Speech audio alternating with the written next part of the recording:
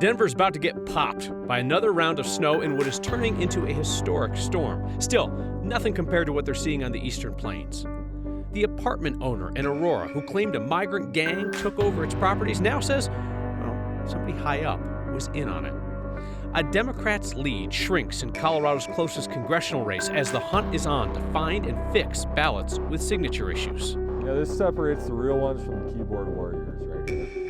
This is how bad you want it. We'll break down the complicated decision-making process that keeps some cities from plowing even in big snowstorms like this one. Important info, whether you hate the snow or... I love the snow! Loud and clear, kid. Loud and clear on a snowy night of Next. 4 days of snow, and this storm's not done yet. So come on in, sit down, get cozy. Let's talk about the news. And the news right now is the snow. By the time all is said and done, this will likely be Denver's biggest November snowstorm in the last 30 years. So all the way back to 1994, the year before the first game was played at Coors Field. It could be an all-timer for the Eastern Plains. Some areas already have 2 feet of snow on the ground, with more to fall in Lyman and out east to Burlington and Hugo. CDOT says driving out on the plains tonight will be extreme to impossible. I-70 shut down from Watkins to the Kansas border. I-25 is closed south of Pueblo to the New Mexico line. State Patrol says drivers who get stranded out east might not have a place to stay because most of the hotels there are booked. At the airport, more than 500 flights have been canceled today. Upwards of 700 have been delayed. Meteorologist Lauren Robinson, it is a stay home by the fire kind of night if you can. Yeah, if you can. And if you've been out playing in the snow this afternoon, it's time to come in the house now. The sun is starting to set. Those temperatures are going to drop quickly, and it's going to be pretty icy out there. So 32 degrees right now at DIA. We have some snow continuing to fall there. We also have winds coming in from the north at 13 miles per hour, making it feel closer to 23 degrees. And again, those temperatures are going to start to drop quickly as we continue to go through the sunset hours. But as we take a look at our live radar, this is the system that's just dumping a lot of snow onto the eastern half of Colorado. Because of the way this moisture is coming in, the Front Range and Eastern Plains are actually going to be the areas that see the most snow, while the foothills and high country will only get small amounts. So as we take a couple of looks around Colorado, the southeastern corner of the state where you're seeing these deeper purple colors, this is where the heaviest snow is falling. Same goes for portions of the Eastern Plains around Lyman and then off to the north and east. Whereas we take a look here in downtown Denver, we're still going to see this steady snow throughout the rest of the evening, but it's really going to stick around until tomorrow afternoon. So this is why we have winter weather alerts in place through noon Saturday. Denver is still under a winter storm warning, as well as most of the Front Range and Eastern Plains, with winter weather advisories to the north and west. Most of us expecting anywhere from a few more inches to up to a foot of snowfall in addition to what's already fallen. So areas like Denver could maybe see 4 or 5 more inches, and then isolated higher totals across the Palmer Divide and areas like Lyman. Overnight tonight, we're going to be in the teens and 20s. And then tomorrow we have that partial impact day because that snow moves out midday. Then we start to see some clearing. Next week, sunny and mild, lots of temperatures in the 50s. So one of America's closest elections is Colorado's 8th congressional district, Adams County, Weld County. It's too close to call, with Democratic Rep. Yadira Caraveo up by less than 1,400 votes over Republican Gabe Evans. Thousands of ballots have not been processed because they have signature issues. That's leading both sides to scramble to find the voters behind those ballots as long as they think that they voted for their candidate. Here's Mark Salinger. Especially here in the 8th congressional district, this is one of the last races in the entire country that hasn't been called yet. In a race separated by 0.4%, not even a snowstorm stops the ground game. You know, this separates the real ones from the keyboard warriors right here. This is how bad do you want it. 3 days ago, Drew Setston was working as Lauren Boebert's campaign manager. They won that race. So today he's part of an army of Republican volunteers trying to push Gabe Evans over the finish line. Right now we're on a pretty tight deadline, so we've just got to hit as many doors as possible. Evans is trailing Democrat Yadira Caraveo by 1,321 votes. Yet there are thousands of outstanding ballots that need to be cured.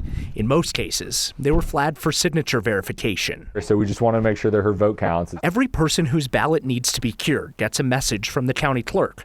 The campaign follows up with texts, calls, and door knocks. All she has to do, the instructions there, she just has to text in her information with photo ID. And They're focusing on voters who they believe cast a ballot for their candidate. we really appreciate it because every vote counts right now. The National Republican Congressional Committee has flown people in from Washington to help cure ballots as well. The Evans campaign believes they can get enough signatures cured that will get him elected. We know that this stuff matters. We know that both sides are doing it. So it's just on us to get out and get it done. Everyone voted, but not every vote has been counted yet. Every door knock helps change that. When people see that you're willing to either knock when it's 100 degrees out or in a snowstorm, I think they're a little bit more appreciative of the fact that you're willing to do that, right? It's a lot warmer in here by the fire than it was out there. We reached out to Yadira Caraveo's campaign to ask if we could tag along with their volunteers as well. I spoke to our campaign multiple times over the past 24 hours about setting this up, but they never made anyone available. I was told her campaign was not out knocking on doors today because of the snow and instead focused on calling people over the phone, Kyle. And as everybody says, you want every vote to count, Mark, but they want to get their people's votes. But of course, they don't know how anybody actually voted. Yeah, I mean, politics is a sport, right? You don't want to score an own goal for the other team. They know if somebody is a registered Republican or a registered Democrat. And of course, you're going to focus on those people trying to get those votes to count for you. All right, Mark Salinger with his baby fireplace. Thank you, Mark. Tonight's next question came from a few of you. Julian Evergreen wonders what happened to the bill Democrats passed in 2019, pledging Colorado's electoral votes to the popular vote winner. On X, American Aviator thoughtfully suggested, "You dumb do realize that the agreement between states that Colorado signed up for in 2019 will give all your electoral votes to Trump. You do know that, right?" Man, the productive discourse on X these days is really something to behold. So that popular vote deal is still on the books, but it only kicks in when enough states are on board, and that hasn't happened yet. So far, only 17 states and D.C. have joined. That is 209 electoral votes. The pact only goes live when states representing 270 electoral votes enact it. So Colorado's 10 electoral votes will go to Kamala Harris, since she won the statewide popular vote. President Joe Biden is promising a peaceful transfer of power, which used to go without saying until the year that it didn't. And Biden said, "I hope we can lay to rest the integrity of the American electoral system." Biden said, "It is honest, it is fair, it is transparent." Now that is factually correct, patriotic, and naive.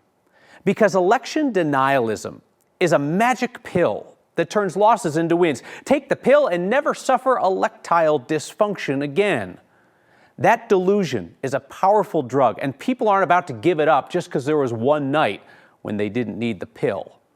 We see it in the Coloradans who claim that this state only resisted America's move to the right on election night, well, because our elections here must be rigged.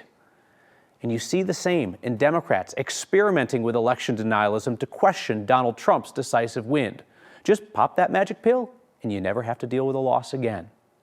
That, of course, was the danger with election denialism all along. It wasn't just a strategy, a one-off, a way to win at all costs. It was a poison that has been introduced into our body politic.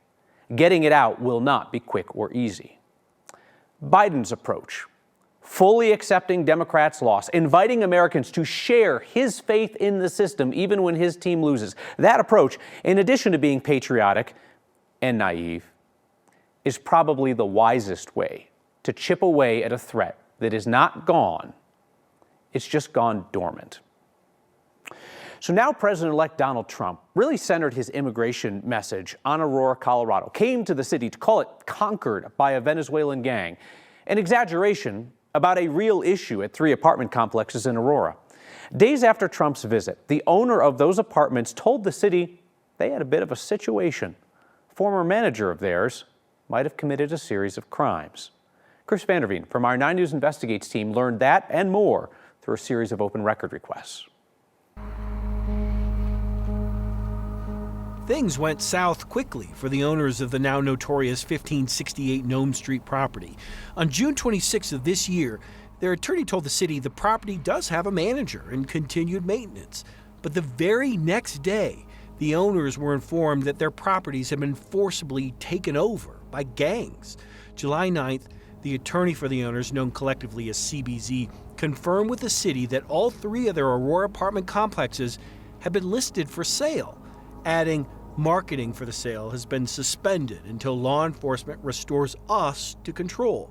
The city attorney's office appeared unmoved as it grew increasingly concerned about persistent maintenance problems within the building. By month's end, it offered a CBZ representative a deal, plead guilty to 2 counts of operating a public nuisance, and serve 60 days in jail. The deal never went through, but this is right before the story erupted. In early August, we here at 9 News received emails from a PR company working on behalf of CBZ. The PR company pushed the story nationwide. Gang takeover in Aurora, a claim that caught the attention Operation Aurora of the now president-elect. But last month, 4 days after Donald Trump's visit to Aurora, the theory evolved. 9 News Investigates has uncovered this, an email from CBZ's attorney sent to the Aurora city attorney telling the city a CBZ property manager may have engaged in significant insurance fraud with one of the property owner's insurance companies. Without offering evidence, the email suggested he is also a member of the Tren de Aragua gang, and as a result of his fraudulent conduct, our insurance carrier has terminated their coverage for the properties. We reached out to that attorney with a series of questions. We have yet to hear back. Chris Vanderveen, 9 News. Chris contacted the Aurora Police Department today. They told him that a detective has been assigned to look into those allegations, but they have yet to hear back from the attorney who originally raised the claims. We're not naming that former employee because that person has not been charged with a crime. So Thanksgiving is going to be here before we know it, and there are so many wonderful efforts around Colorado to feed our neighbors a Thanksgiving meal. I was thinking that together, the next community could pick up a tab for one of those big Thanksgiving gatherings. This week's Word of Thanks microgiving campaign supports the nonprofit Struggle of Love and their annual Thanksgiving dinner. This is the 18th year for their Need to Feed event. It offers Thanksgiving dinner baskets to families in Northeast Denver and Aurora. Hundreds of families have already signed up, and the nonprofit is hoping to serve 2,000 families in need. Our donations kind of get pumped back into the local economy because the nonprofit buys its produce and other items for those Thanksgiving baskets from farms here in our area. Struggle of Love does some exceptional work preventing youth violence and mentoring young people, and this is one of the ways that they reach out to whole families to give those families a chance to gather around the kind of Thanksgiving spread where memories are made. Scan the QR code on your screen or text the word THANKS to 303-871-1491. We'll send you that link to join me and a bunch of Coloradans in donating. And almost 3,500 of you have signed up to simplify your giving with a monthly donation to the Word of Thanks Fund. And that's meant that we have started the recent microgiving campaigns with $24,000 a week in donations. That is exceptional. You can use that same QR code or text to get there. When we return, digging into cities' snow plans, the stuff that determines whether you're going to get plowed out soon or have to wait until the sun shines. And we wrap up the week with the headlines of your lives on a snowy Friday. We set aside what's news for what you say is important. That's next.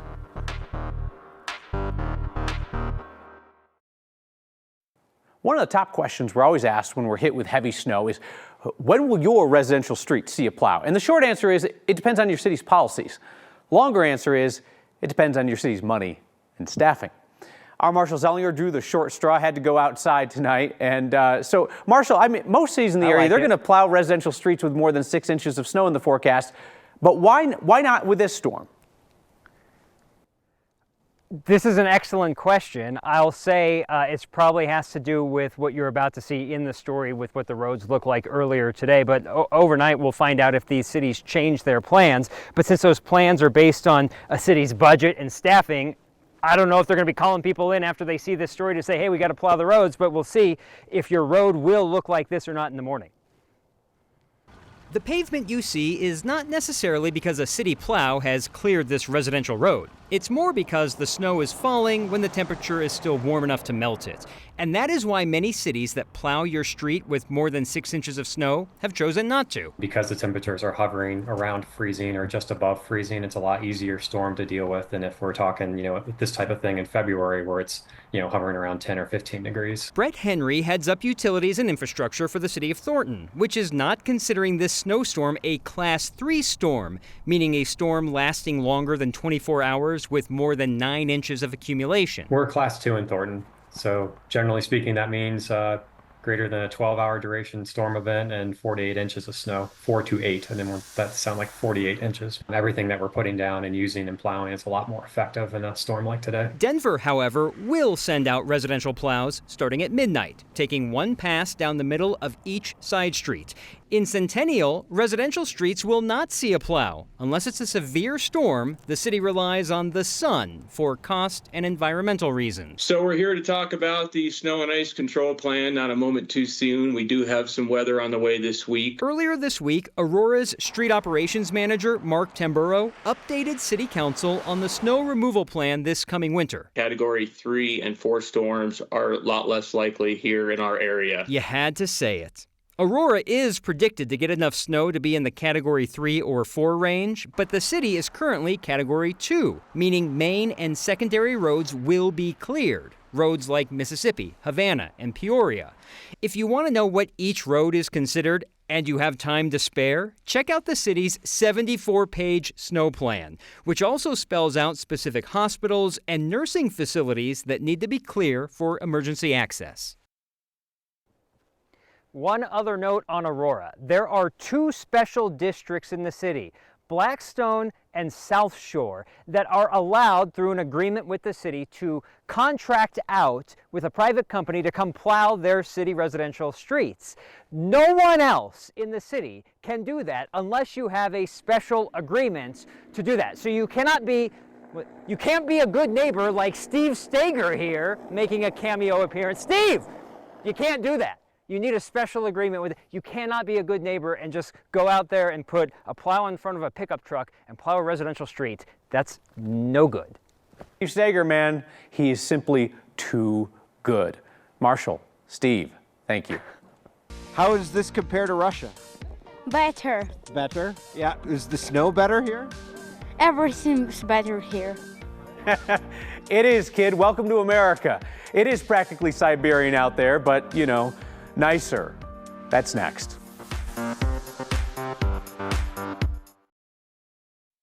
Tons of Coloradans went sledding today. Our Steve Stager got paid to do it because he agreed to ask folks our favorite Friday question. What's your good news? I'm happy that I can bring my girls out here and I don't have to work today. What are you happy about? What's your good news today? I love snow. We got to slide and we can ride. Well, I'm happy no school, for sure, and the fact that we have snow coming. That's my good news. I love the snow! How does this compare to Russia? Better. Then we get to slide. Here we go. Coming down. Look out below.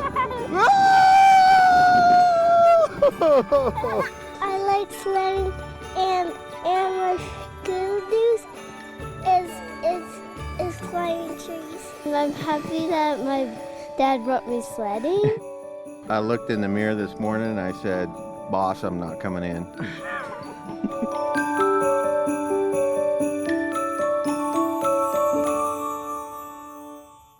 Pure joy. We are back with your feedback next.